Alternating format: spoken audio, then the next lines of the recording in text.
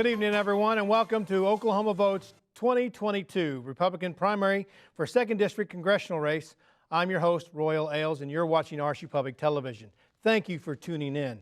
We're coming to you from the studios of RSU Public Television on the Rogers State University campus in Claremore. And tonight, you will meet the two candidates who are in the 2nd Congressional District runoff race for that seat. They are Joshua Brecheen from Colgate, Oklahoma. Mr. Burkeen is a former National FFA organizing president and state senator serving District 6, and currently he's a rancher. And then we have Avery Frix from Muskogee, Oklahoma, a business owner and a current state legislator serving District 13. Now, each candidate will be given 2 minutes for opening statements and 2 minutes for closing statements and 1 minute to answer all of the questions. We have a timekeeper on the floor who will signal them when their time is up. And I ask each candidate, please follow the time closely. Our panel tonight of journalists are Ginne Graham from the editorials editor of the Tulsa World, and Dwane Smoot, a freelance journalist who is retired from the Muskogee Phoenix, and I hope retirement is good to you, Dwane. Great. So, candidates, we're getting started, and we're going to start with the opening statement of each candidate. Now, as we go through this, if you want to rebut anything your opponent says, you'll use that from the time that you have of answering the next question. As moderator, I will follow up on the question if I feel it necessary for clarification or I feel the question was not adequately answered. Now, I respectfully ask there be no interaction between the two of you so we don't have any conflicts whatsoever. So please, let's just keep this professional. And please, just answer the questions honestly and openly if you will. Now, let's get started. Our first opening statement comes from Mr. Burkeen. Mr. Burkeen, the floor is yours for 2 minutes. Yeah, you bet. Well, thank you, Royal. For all the former FFA students out there, I need to correct something. I was a state president of the Oklahoma FFA Association. My fault. And so I am a rancher. Also, I'm a small business owner. I have a Rawhide Dirt Works LLC. It's a dozer excavator trucking business. Started several years ago. I'm a father of 4. I'm a committed Christian, I'm a committed husband, and I'm concerned about our nation. There was a letter that John Adams wrote in 1798, and he said that we have no government armed with power capable of contending with human passions, unbridled by religion and morality, avarice, which I actually had to look up, which means extreme greed, ambition and revenge will break the strongest cords of our Constitution as a whale goes through a net. And then he ends that statement by saying our Constitution was made only for a moral and religious people. It's wholly inadequate to the government of any other. And I'm convinced that we are a nation that's teetering on both moral and fiscal bankruptcy. And because we don't have self-governance, we don't have limited government maintained anymore. And so I'm in this race prayerfully because I see way too many people who run for office by their own ambition. They're not doing it to secure the blessing of liberty for ourselves and our posterity, as our Constitution talks about. Our posterity are inheriting debt right now, $30 trillion national debt. I've got a young daughter that just opened her eyes and took in her first breath of air. She owes $90,000 to pay off her share of the national debt. And my question is, who's looking out for the next generation? Too many people, by their own ambition, run for office, and they learn from their pollsters to say the right things. They're polished, they're plastic. But who's going to put the next generation's interest ahead of their own interest, their own selfish ambition? I'm in this race because I'm committed to securing the liberty blessing for our kiddos. And so motive matters in elections. Motive matters. Thank you, sir. Mr. Frix. I'm Avery Frix. I'm running for U.S. Congress to stand up and take our country back from Joe Biden, Nancy Pelosi, and the liberal woke left that seek to destroy everything that President Trump was able to accomplish. You know, before I go any further, I just want to take a moment here to talk about what happened 2 nights ago. When the FBI invaded and raided President Trump's home, that's a day that's going to live in our history books for generations. We've got to stop the deep state swamp creatures, Joe Biden and his FBI, by invading for political purposes. This is something that we would see in a third world country. We've got to stand up against these deep state swamp creatures. I'm ready to get in this fight, to fight for the 2nd District, fight for our conservative values, fight for the America First agenda, proud of my work in the state legislature. I've served up there for 6 years, and during my time there, I'm proud to have fought for our conservative issues. You know, when I came in to today, we were the 16th most conservative state when I came in. We're the 11th most conservative state today, according to the American Conservative Union. I'm proud of the work we've done by rolling up our sleeves, getting to work, fighting for the conservative agenda, and that's the same thing that we need in D.C. We need somebody who will be a fighter for the 2nd District, a fighter for President Trump's America First agenda. I'm that guy. You know, in Oklahoma, we fought for pro-life. We are now one of the most pro-life states in the nation. We fought to protect our Second Amendment rights. Constitutional carry was passed. Anti-red flag laws were passed. We fought to protect girls' sports, that biological men can't compete in girls' sports. We fought to stand up for our law enforcement, giving them the first cost of living increase they had seen in over 12 years. I'm proud of the work we've done at the state level, and we've got to take that same fight to D.C. to fight for President Trump's America First mission. That means being 100% energy independent, just like we were under President Trump. That means bringing manufacturing jobs back here to the U.S. That means securing our border. We've got more fentanyl coming across this border today than we've ever seen before. We have got to build the wall and secure our border. You'll see our different styles here tonight, but I hope you'll see that I'm the America First fighter for President Trump's agenda, and I'd be honored to have your vote. Thank you, gentlemen, for your opening statements. Now we're going to start with questions. You have 60 seconds on every question to answer. Each one will answer the same question. We're going to start with Ginne from the Tulsa World, and your question is directed to Mr. Frix, who gets the first question. Okay. In this race, PAC money has certainly entered the race, some of it dark money. In June, the reporting at that point found that the School Freedom Fund, a private school voucher proponent, has sunk at least $500,000 to support Mr. Burkeen, and a group working Congress has put in at least $265,000 to support Mr. Frix. What do you know of these organizations, and do you believe in what these groups stand for, and what PAC money have you accepted? You know, we know nothing about either of those organizations. How the law works is that we cannot coordinate with any of those organizations. And my personal opinion is I would like to see all of the dark money eliminated from all of our elections at every single level, because you cannot hold those groups accountable. What I know that I'm committed to is fundraising from people all across Oklahoma, all across the 2nd District. You know, the largest contributor to my campaign is myself, because I'm investing in the next generation. I'm investing in our future, and I hope that we can put an end to all of the dark money that's involved in this race. Mr. Mr. Brecheen, please answer. So I'm familiar with Club for Growth. 15, 20 years ago, I worked for Tom Coburn. I was mentored by him. And Club for Growth in 2004, as a third-party expenditure, having no coordination with the candidacy, came in because they believed that Tom Coburn was a fiscal conservative who was going to go to Washington, D.C. and shut off the spending valve when most politicians want to just bring home free candy. Dr. Coburn knew instinctively it was time to buy vegetables, and he was talking about a $9 trillion debt back then. Club for Growth looks for the Freedom Caucus type member, and they do a third-party expenditure without coordinating with you. And so I am familiar with that organization. The other organization, when you use the word dark money, you can go online and Club for Growth put $1.6 million in support of President Trump. That's also a truth that needs to come out years ago. But Club for Growth is not like the other group. Dark money is when you can't find who the donors are.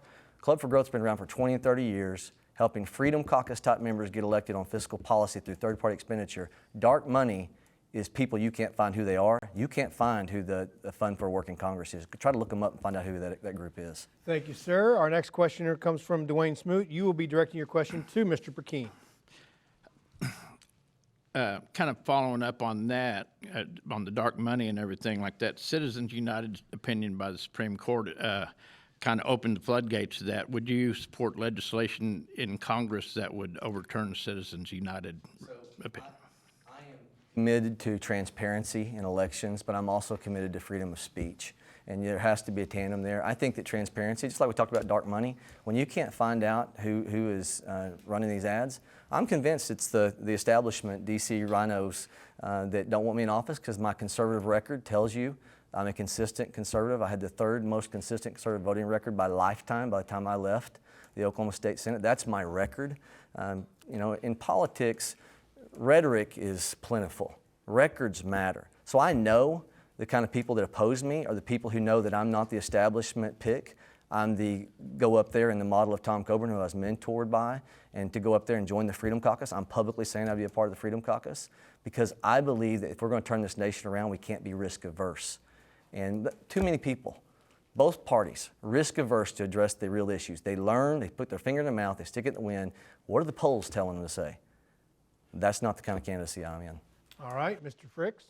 You know, I absolutely, again, will say that I believe that all the dark money and would absolutely support legislation to get dark money out of elections. I think it definitely erodes the voters' vision on what is actually going on in the race, and it brings in a lot of half-truths and misinformation about the election. But let's get back to these groups. You know, Club for Growth, I encourage everybody to go look them up and look at the group that is actually funding this race. The name of it was mentioned just a minute ago, that is attacking me. You can look at it. They have one donor, one single donor, a guy out of Philadelphia who's not even a Republican. And you can look at his stance, and he says he will not support any candidate who believes that the 2020 election was stolen. You can go look at Club for Growth and look at what President Trump has said about Club for Growth. President Trump and Club for Growth have not gotten along, and I believe truly that group that is opposing me is in this race because I'm not afraid to stand for President Trump and stand for the truth. All right. Ginne, your next question goes back to Mr. Frix. Okay. The 2nd District has a median income of about $45,000, which is lower than all the other Oklahoma congressional districts. The poverty rate is nearly 20%, which is higher than the national rate of 12% and the state rate of 15%.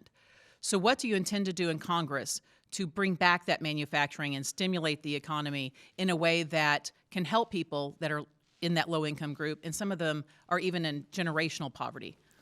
Thank you for that question. You know, I was touring a business here in the 2nd District just the other day that was on the brink of 500 employees. And they told me they were doing everything in their power to make sure that they stayed below that 500 employee mark, because if they went above that, the amount of regulation that comes from the Department of Labor and other federal groups on them, once they hit 500 employees, they would not be able to survive. We have got to cut the regulation, cut the red tape, allow businesses to grow, allow businesses to thrive, allow the free market to work right here in Oklahoma. We've got to bring those manufacturing jobs back here from China, our enemies, and get people back to work right here in Oklahoma. And we can do that by getting the government out of our way. Mr. Burkeen? So if I understand the instructions, I'll get a chance to rebut. Club for Growth would not have been supporting Tom Coburn 20 years ago, and wouldn't be helping Freedom Caucus members, the House Freedom Caucus members get elected if that group was focused on being anti-Trump. That's not a truth. And so I want to address that. The subtle smear here is that I am a never Trumper, which is absolutely false. I challenge anybody to go to my personal Facebook page years ago and look at my wife's personal Facebook page. Look at my parents' personal Facebook page. I'm a true conservative by my record. Third most conservative out of all the people I served with by the time I left, only beat out by Anthony Sykes and Nathan Dahm. That's why I'm endorsed by Ted Cruz and Michelle Bachmann. I voted for President Trump. I supported President Trump. And this is a smear designed to create a narrative that's not true. I believe in making America great again because it also is founded in the same principles that Ronald Reagan was advocating of peace through strength, the opposite of political correctness. I don't memorize my speeches. I speak from the heart. That's what people loved about Donald Trump, and that's the kind of candidate that I am. Got to wrap it there. Dwane, your next question now goes to Mr. Brecheen. 4 companies control about 80% of the U.S. beef industry. Consolidation comes at the expense of producers, the meat-packing workers, and consumers. Been price-fixing allegations among some of those 4 companies. What policies would you support to promote a market that is more balanced and fair for producers and consumers and the workers? The free market will always work best absent a monopoly, right? And so when you have vertical integration to this level, I'm a rancher. I loaded a 28-foot stock trailer with cattle to finance my time in this election because I wasn't going to be working. And so I'm kind of glad I did. It lessened my carrying capacity, and we've been in a drought where I'm from. So I'm aware of the cattle industry. And the Food Safety and Inspection Act on the federal level, bring it back to the states. Return power and decision-making back to the states, and let slaughterhouses be under state authority, not under federal authority that is to the benefit sometimes of the bigger entities. And so competition, true competition, will always allocate scarce resources. And the cattlemen out there, they want to be able to sell their product and get the biggest bang for their buck, not just on the value-added side. Mr. Frix?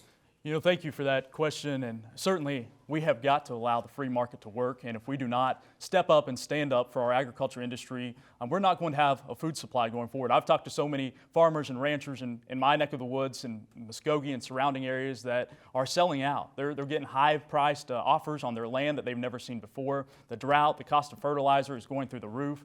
The issues with selling their cattle has increased as well. We've got to get the government out of the way, let the free market work. We've got to stand up, and that's why I've pledged to help support that farm bill. Make sure that we get that farm bill across the finish line, because we can't allow Americans to starve. But I do want to take just a minute to go back to the rebuttal on the previous question. I encourage everybody at home that's watching, look up Club for Growth. Look up what they stand for, and look up what President Trump has said about Club for Growth. They continue. Club for Growth is an adversary of President Trump. All right, Ginne, you're next. Goes back to Mr. Frix. The residents of U.S. District 2 generally say they don't favor federal programs, but the reality is many of them do depend on federal programs, whether that's the Indian Health Care Services, some of the clean water programs, and even efforts to expand broadband services for some of those remote areas. So in Congress, what federal programs do you support that you think District 2 benefits from? Well, first and foremost, we have got to get our budget balanced. Our country is going broke. We continue to go into debt every single day. We have got to get our budget balanced. In Oklahoma, I was proud to help pass a balanced budget every single year. In my small business, I have to have a balanced budget. I can only spend what I bring in. In your personal lives, we all have to have a balanced budget. The federal government has got to get back to balancing our budget and prioritizing key government services. You know, of course, our veterans, I think, should come first with everything we do. Infrastructure is incredibly important. We just talked about, farmers and ranchers. We've got to make sure that we have the adequate food supply for the next generations, or we're going to be around eating fake meat and fake chicken going forward. We have got to prioritize those key government services and cut the wasteful spending everywhere else. Mr. Burkeen? So Trump keeps being brought back in this for political purposes. This is by design to use rhetoric to try to convince people that I don't support President Trump, which is not true. I voted for him. I supported him. Because an organization likes me and they may have had an issue on a policy position does not mean that I am not in support of what President Trump stood for and the policies that he had. And so we have to keep going back here because pandering keeps occurring in this election cycle. I am a person that believes in the 18 enumerated powers. There are 18 things that Congress is empowered to do. I know them by heart. It's a job description of Congress. And the 10th Amendment says all powers not delegated to the United States by the Constitution nor prohibited by it to the states are reserved to the states respectively or to the people. We have got things upside down in this nation where we keep handing off to the federal government state responsibilities. It is time to put power and decision-making back in the hands of the states to right the ship. All right, Dwane, it goes back to Mr. Burkeen.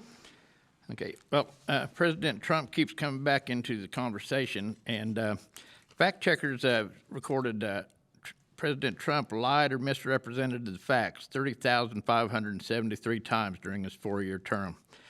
Explain why the former president is a person that you would like to emulate. Mr. Brecheen. So I believe in Exodus 18:21. Exodus 18:21 of the Bible says, "You shall select out of all the people able men who fear God, men of truth, who hate dishonest gain, and you shall place these over them, over the leaders over thousands, over hundreds, over 50s, over 10s." I'm a person of truth. I speak truth. The only person I want to emulate to the nth degree is Jesus. And that's the person that I'm going to emulate. And I supported President Trump. That doesn't mean that I have to ascribe to what your question is. The person I want to emulate is Jesus. Mr. Frix. I disagree with the premise of the question. I think President Trump was the best president that I've seen in my entire lifetime. We've got to stand up and fight for President Trump because he was one that was willing to stand and speak the truth, willing to say things that put people in an uncomfortable situation. He was willing to speak against Republicans and Democrats, what he called swamp creatures. We've got to stand up for President Trump. I'm proud of the record that he had. I'm proud to run and support his America First agenda. All right, Ginne, to Mr. Frix again. The U.S. 2nd District is home to many tribal nations, the largest tribal nations in the state. The McGirt decision has been described by Governor Kevin Stitt as creating chaos and one of the greatest challenges the state is facing. And so in reading that Supreme Court decision and all the Supreme Court decisions regarding indigenous issues, it always says, if you don't like our decision, Congress can make a law. So going into Congress, what is your opinion about McGirt, and do you intend to have any legislation or address it in any way? Certainly, the McGirt decision has created challenges all across the 2nd District. I've talked to sheriffs and DAs all across the district that have shared with me many of the challenges that they're having to deal with. You know, I want everyone to know that I am the candidate that is pro-law and order, pro-law enforcement. That's why I've received the endorsement of the Oklahoma Fraternal Order of Police, because I will always stand with our law enforcement officers, always stand for law and order. But, you know, we've got to look at solutions here. And when we look at taking it to Congress to find the solution, look who's in charge of our Congress right now. We've got Nancy Pelosi. And this is something that would only affect the state of Oklahoma. And so when you open this up into Congress, right now, with the way things are, you're going to allow people from California and folks that don't have Oklahoma's best interest in line. We've got to get all of our Oklahoma delegation on the same page before we try to move any solutions forward. Even all the tribes are not on the same page. We've got to find equal protection under the law for all Oklahomans. Mr. Burkeen. Yeah, Congress has to solve this. Congress has to solve this. I want to go back and just make sure that no one misunderstood. When you're rated the 3rd most conservative member of the Oklahoma legislature, lifetime score, OklahomaConstitution.com, there's no way that you are not pro-law enforcement. I am pro-law enforcement. And that is why that the law has to be applied equally under what's happened with McGirt. The law is not to be tipped in one direction or another. And right now, if you're in Tulsa, Oklahoma, and you're pulled over, and you're going 11 to 15 miles per hour over, and you're tribal, you get a $95 ticket.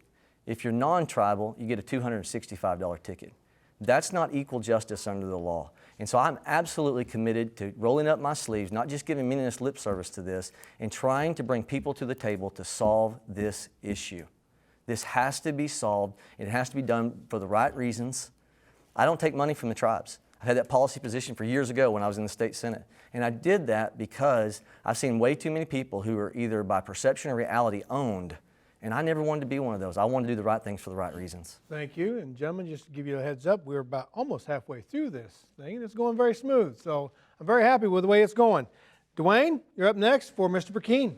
Yeah, kind of following up on the McGirt issue, in October 2020, the Environmental Protection Agency granted the state of Oklahoma's request to extend its authority to administer a number of federal environmental regulatory programs within Indian country. Approval was granted following an abbreviated 3-week consultation period that deviated from required processes.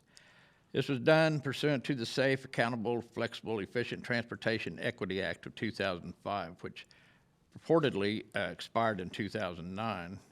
But it was approved despite the opposition from the leaders of tribes located within the 2nd Congressional District. If you're elected, what steps would you take to address the concerns expressed by Native American leaders, primarily that the state's regulatory oversight of federal laws falls short of what is legally required?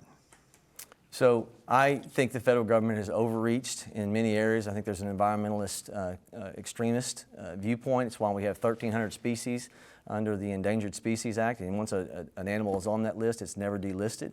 I think if you look at, years ago, Tom Coburn actually did a study. He asked Gary Ridley to do a study to segment a difference of how much road could be built under federal law and how much could be under state authority.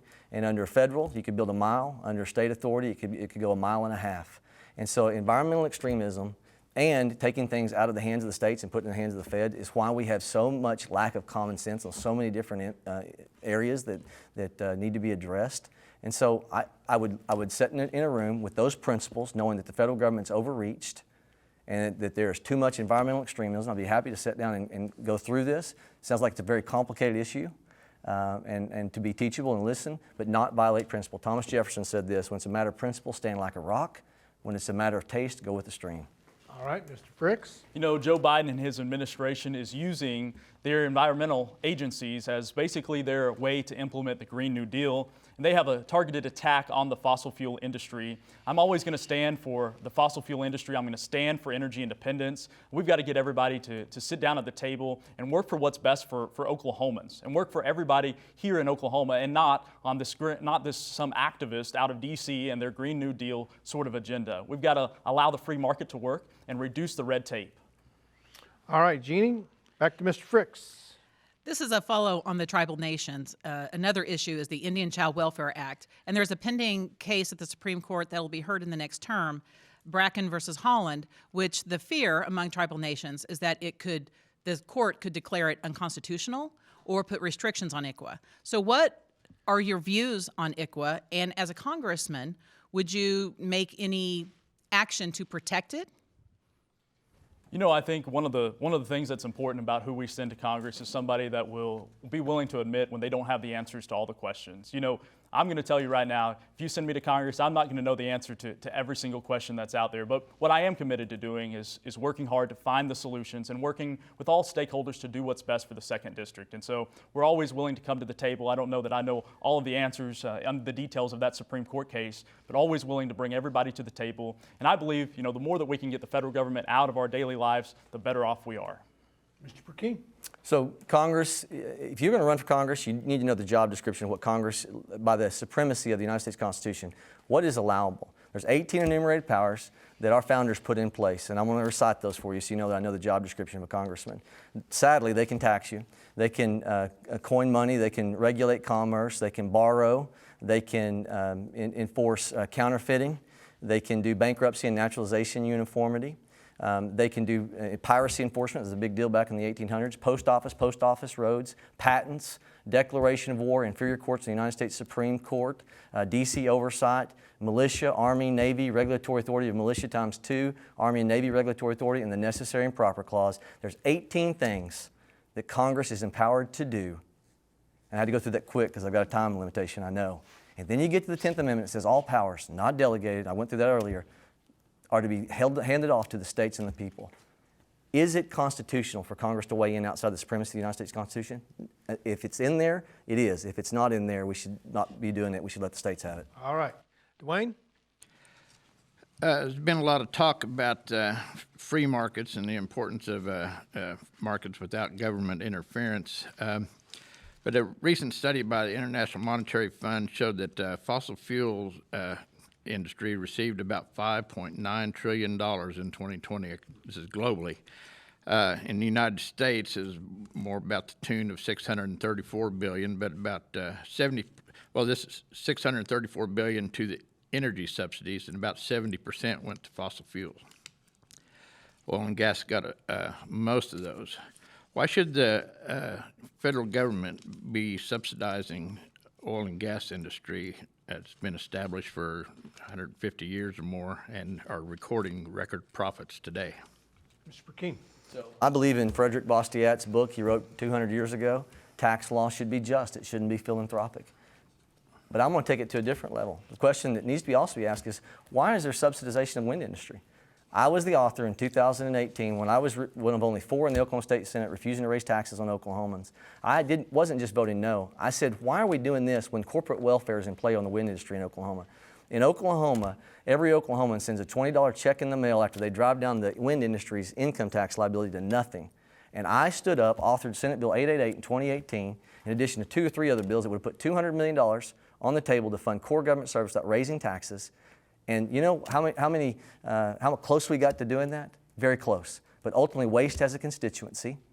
And ultimately, there were 60 lobbyists at the Oklahoma State Capitol fighting me, trying to stop that corporate welfare scheme to the wind industry in Oklahoma. And so what I would tell you is this: a person's history is the greatest predictor of their future. I believe tax law should be just, not philanthropic. All right. Mr. Frix? You know, we saw during the winter storm right here in Oklahoma that we had rolling blackouts because we could not rely on the renewable energies. We had to rely on our fossil fuel industry. They were the only ones that were actually getting us through that winter storm. We've got to get back to supporting energy independence, supporting the fossil fuel industry. I will always stand for the fossil fuel industry because it is the only reliable source of energy that we have. We look at the subsidized amount of money that's going to the renewable energy. The amount of money that's going to the renewable energy for what they're producing is absolutely ridiculous as you drill those numbers down. We've got to get back to putting America energy first and stop buying, going to other countries, begging for their oil and gas, buying from our enemies when we have it right here in the U.S. Let's get back to being 100% energy independent, and that's what I'll fight for in Congress. All right. Ginne, you're up next. Back to Mr. Frix. This is a tax question. So in the past 20 years, the IRS has been cut consistently in the budget and in staffing.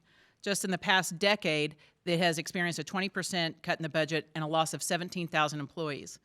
The Treasury Department said there was 1 employee per 16,000 calls coming into the IRS, and that they just weren't getting customer service or help.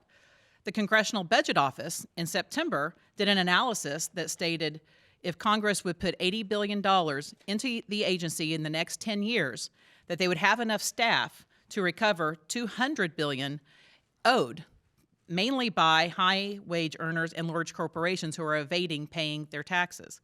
So my question is, do you support or oppose the IRS enforcing the laws, tax laws, as written?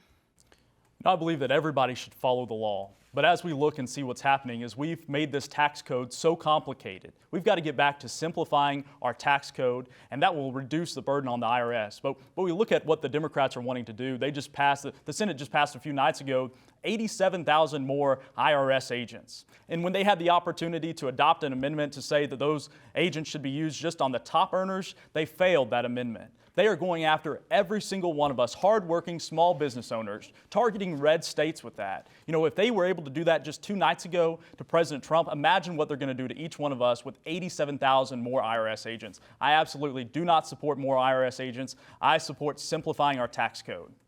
Mr. Burkeen. Yeah, I actually agree with Representative Frix that we have to simplify. It's why I'm a huge proponent of the flat tax. The flat tax can put taxes on a postage stamp, and it simplifies. And it goes back to my comment earlier about tax law should be just. It shouldn't be philanthropic. You shouldn't have to wade through thousands upon thousands of pages to figure out your taxes. It should be fair. And until we had the 16th Amendment implemented, we actually had the concept of uniformity in our tax code. And then by the time we brought in the 16th Amendment and the graduated tax rates, 7 different graduated tax rates, federal income tax rates, the gospel of envy that is brought in the system of if you do well, we're going to make you pay more. Proportional taxation says in proportion to your increase, that's what you owe, whether it's much or not much. Everyone has skin in the game. That's why I'm a huge proponent of the flat tax. Dwane, back to Mr. Brecheen. Well, I'd like a little clarification on the last question that I asked, and you talked about the tax system should be just and not philanthropic. So do you consider the subsidies that are given to the energy industry philanthropic or just? I consider any prop up by the government towards any entity through a perversion of the tax code, deductions, exclusions, credits. I mean, this is a way that keeps us from being able to go to a flat tax. As long as you have those built into your system, you will not be able to get to a flat tax. And so the way we obtain true proportional taxation is not through regressive nor progressive, it's through proportional taxation. The flat tax can accomplish that. So you would support ending the subsidies to To get to the flat energy. tax, that's the proposal, is you have to get rid of all of the deductions, exclusions, exemptions, tax credits, and so to get to the flat tax. Mr. Frix. You know, I think how that question was asked initially really gave, I disagree with the premise of the question, because what it was saying was that the fossil fuel industry was receiving more money in tax credits and incentives, but when we actually look at the facts, they're producing more energy than the renewables are producing. And so, yes, they're going to receive a little bit more because they are our reliable energy source and they're producing more. We've got to stop subsidizing. We're subsidizing more money to the renewable energy for less energy being produced. It's absolutely ridiculous. We've got to stand for the fossil fuel industry, and that's what I'll do in Congress. Ginne, back to Mr. Frix. Certainly. Recently, the Senate has gone back and forth on approving a bill that would extend veteran benefits to veterans harmed by burn pits, injuries experienced in service. In the Senate, our senators are split on the bill, with Senator Inhofe voting in favor and Senator Langford opposed. When it passed the House, there was only one congressperson who opposed the measure. So how would you have voted on that particular legislation? First and foremost, we support veterans. I will always stand with our veterans to make sure that they receive the services that they deserve. They signed up to serve our country, to sacrifice everything to fight for our country. I'm always going to stand and make sure that we hold up our end of the deal as a country and fight for our veterans. When we talk about core services of government, I believe that the VA and our veterans should be at the very top of the list. And so I'd have to look at the legislation more carefully, but right off the bat, anything that's going to help our veterans, I'm always going to stand to support. Mr. Burkeen. So I cited to you the 18 enumerated powers earlier, the 18 things that Congress is empowered by the United States Constitution to do. Almost 1/4 of that is relation to our military veterans. And so to answer that question, I'd have to have more information. I said earlier, you can't expect anyone who tries to tell you they know everything until they get a chance to really dig into the details is not operating at a full truth. And so I'd like to learn more. But I absolutely believe in supporting our veterans is a federal responsibility. It is heightened in our Constitution, and the supreme law of the land must be followed. All right, Dwane, back to Mr. Burkeen. Oklahoma's congressional delegation was unanimous in its opposition to the bipartisan infrastructure bill, despite the obvious benefits that are now flowing into the state. How would you have voted on that measure if it would have come before you? I would have scrubbed it to see constitutional adherence. And the biggest question on any person who talks about a good game about where we're at with national indebtedness, the question you got to ask them is, are you going to be hypocritical when these bills come before you? For 40 years, we've been living off the next 40 years' money supply. For every dollar we're spending today, we're taking 25 cents from our kids. So my question, I have to go into the details, I don't know the budget numbers. The question is, was it paid for? Or are we passing the burden upon our children and our grandkids? We have a $30 trillion national debt, but in addition to that, the Medicare insolvency with a $35 trillion hole, Social Security insolvency with a $20 trillion hole, and all the other intergovernmental debt, we're north of $120 trillion. That's, the U.S. Treasury report came out in June and said it's 80% of all wealth in America. You want to know why we have devaluation of the dollar? We've lost 95% of the dollar value since 1900. We've lost 19% of the value of the dollar since 2017. If you want to stop this economic nosedive that we're in, devaluation of the dollar, stop spending more than we bring in. Mr. Frix.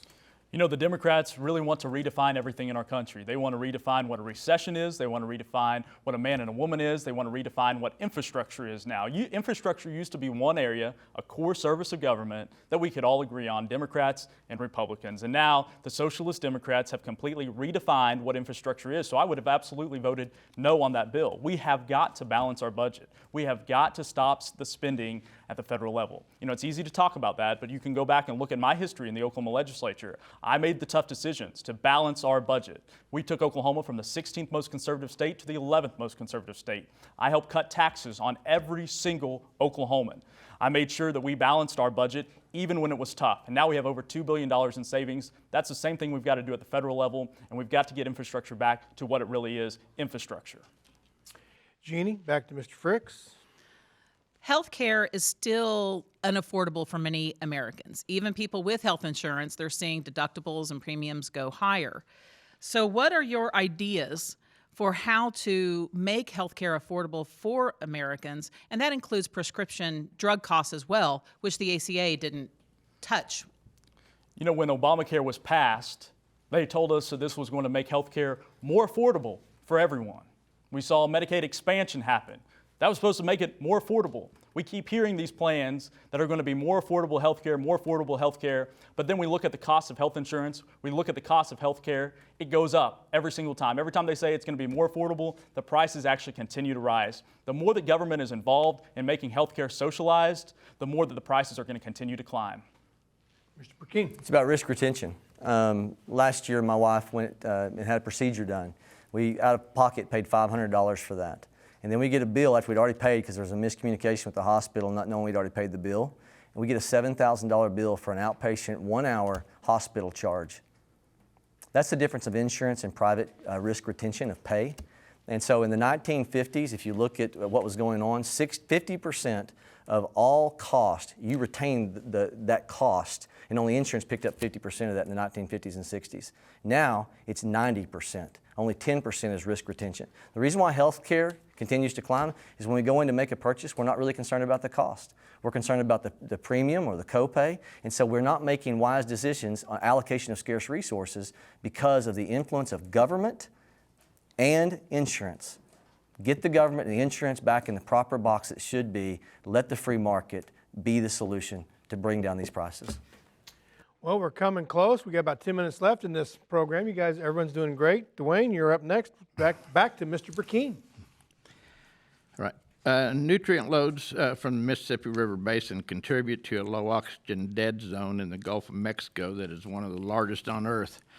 A lot of that can be traced to agricultural practices and urbanization development that deteriorates the water qualities in the rivers and streams.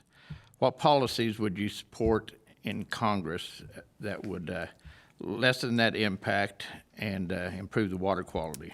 So hear this in kindness. I'm not thoroughly convinced it's the cows grazing next to the stream that's causing that. I do question the premise of the question. I think that when you look at history of erosion, it even predates the high population that we have today. I think there's a delta that's been growing in that area for years, just natural erosion. So I would question, is this environmentalist science or is it true science? And then again, is it listed in the 18 enumerated powers? What is Congress responsible for and what are states responsible for? I think we've really got to make sure that we're not leaning one direction. I'm greatly concerned as an agriculturalist. I'm greatly concerned about this environmental extremism that's trying to blame the agricultural industry for things that are not their fault. And so please hear that in kindness. I question the question. Well, this is not about cattle. This is about applying fertilizers to fields and also includes rapid urbanization and development too. Lawns, golf courses. 10 seconds. I think organic. I think when we're talking about organic things, I think God was smart enough when He created this planet to allow fecal matter to flow into water from a cow and everything be righted in the end. Mr. Frix, you now have 70 seconds to answer that question if you like. Well, thank you for that. And I would also disagree with some of the premise of that question as well. Our farmers and ranchers, it's in their best interest to be good stewards of the land. They want to be good stewards of the land. And, this is just a continuation of the Joe Biden administration, the Socialist Democrats using the Environmental Protection Agency and these other environmental organizations to have a targeted attack on the agriculture industry. They hate the agriculture industry. They would like to see us all go away. They would like to see us move towards a fake chicken, fake meat. We've got to stand up and fight for our agriculture industry, fight for our hardworking Oklahomans here, and I believe the farmers and ranchers are going to be the best stewards of the land because they have the most to lose if our land and our waters go downhill. Jeannie, back to Mr. Frix. Okay. When it comes to immigration, the border issue takes up most of the conversation, but that's only part of the immigration. There's a much bigger, more complex system of the pathways to get legal residency. And those are based on models that were in place since the 1960s. Congress has not updated that in decades, including the DREAM Act that was pending since the year 2000. Those kids that would have been eligible are now entering middle age. Congress just doesn't seem to act on anything when it comes to the actual pathways. So my question to you is, how do you view the role of immigration when it comes to issues like the workforce? And what can you do in Congress to address maybe some of these antiquated systems?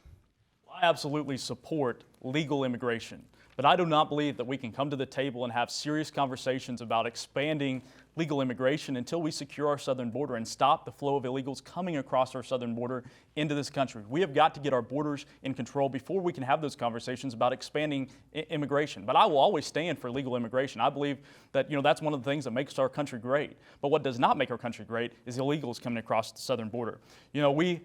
Congress just voted, the Senate just voted to hire 87,000 more IRS agents. They can't hire the Border Patrol agents that's needed. Right now, it's 7 or 8 years when someone comes across the southern border before they get a trial. This is absolutely ridiculous. Our borders are wide open. We have got to secure our borders first before we can have those legal immigration conversations. Mr. Burkeen. So Article 4, Section 4 of the United States Constitution says we guarantee to every state a Republican form of government and to protect those states against invasion. Our priorities have to be under the supremacy of the United States Constitution. We have an invasion at the southern border. We have to build a wall. I'm thoroughly convinced of it, been convinced of it for years. I think President Trump moved that forward when others had talked about it for many years, and we actually had the finances and the approval to get that done. It is so sad to see the waste of contractors that were putting that wall together, and it's been turned aside because of misguided policies. I personally believe the first thing we've got to do is we've got to address that porous border. We don't know what's happening to our national defense. We don't know what's happening truly of nefarious people coming across this border. And not just the drugs, but terrorism cells that can be coming across this border. We've tripled people coming across that border from under President Trump's administration, now Biden's administration. Dwane, back to Mr. Brecheen. Back to the immigration deal. When President Trump took office in 2017, immigration or illegal immigration was at the lowest point like in 50-year history. And then it shot up under Trump, and and has kind of plateaued since then. So what policies would you support to get a handle on the immigration? Build a wall. Build a wall. The people in Washington, D.C. put a cage around Washington, D.C. They fenced it off. Tell people that if they think it's good enough to protect for the year or two that wall, that fence was around Washington, D.C. Capitol, that walls don't work. Common sense tells us that walls work. And so finishing that wall is paramount to sealing off that southern border.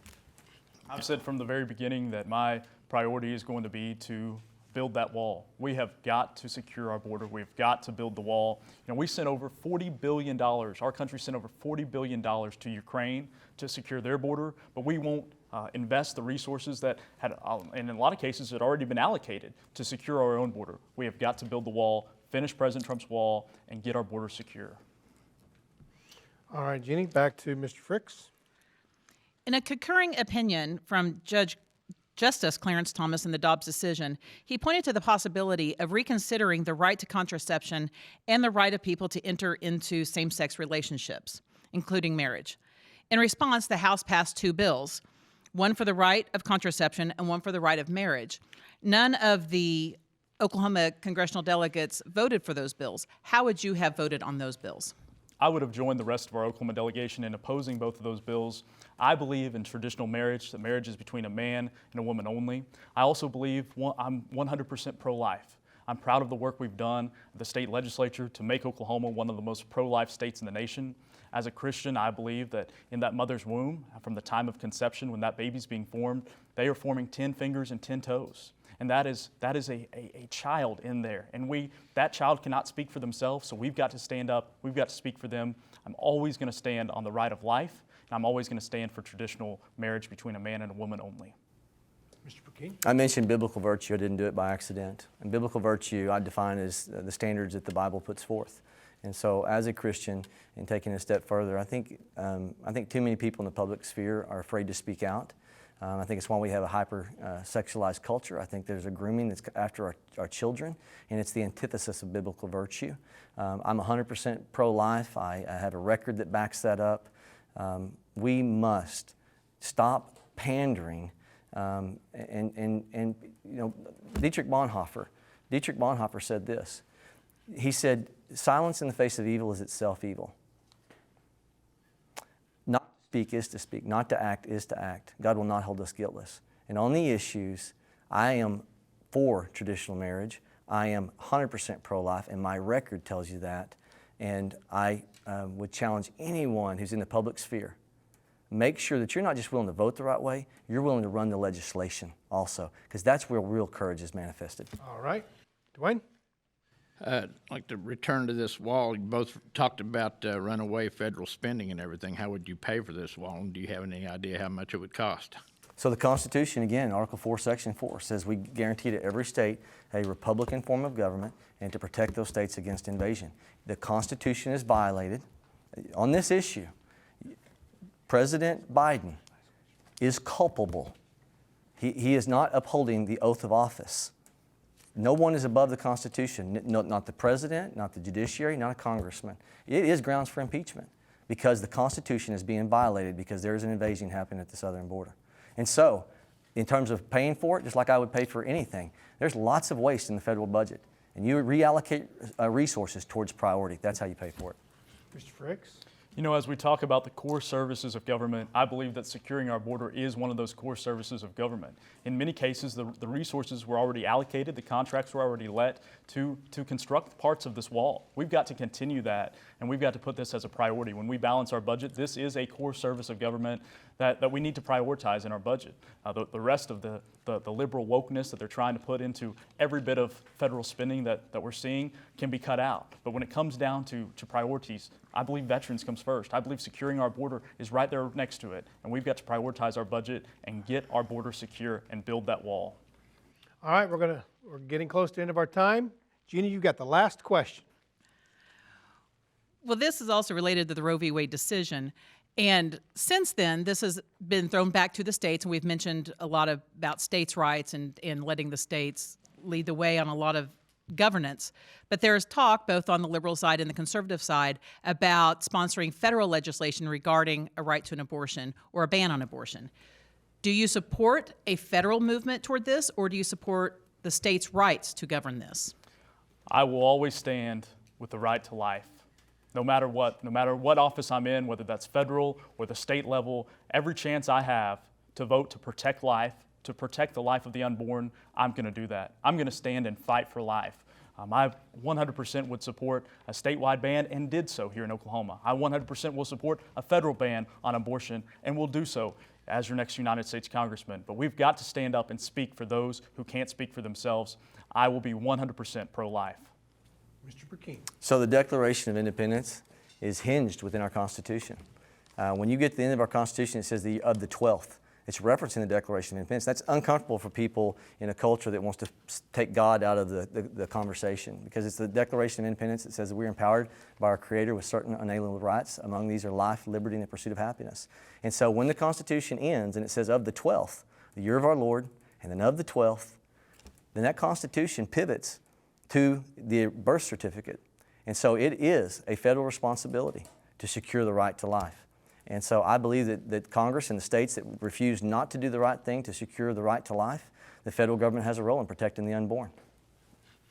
Well, gentlemen, that's it on the questions. Thank you so much for your input. Very good back and forth. We're getting ready to go to our closing statements. Now, you both have 2 minutes. You're both a politician, so I would advise you to use all your 2 minutes, because you may not get an audience like this in the rest of your life. So hang in there, and we're going to start with you, Mr. Frix. You have 2 minutes. Well, thank you all for tuning in today, and thank you for the conversation. You saw very differing styles here today, and I want you to know that I will always be the America First fighter that will fight for our Constitution, will fight for President Trump's America First agenda, and fight to move the conservative agenda forward. We've got to fight to stand up for our country, and if we don't fight to stand up for our country, we won't have a country going forward. I grew up in Muskogee.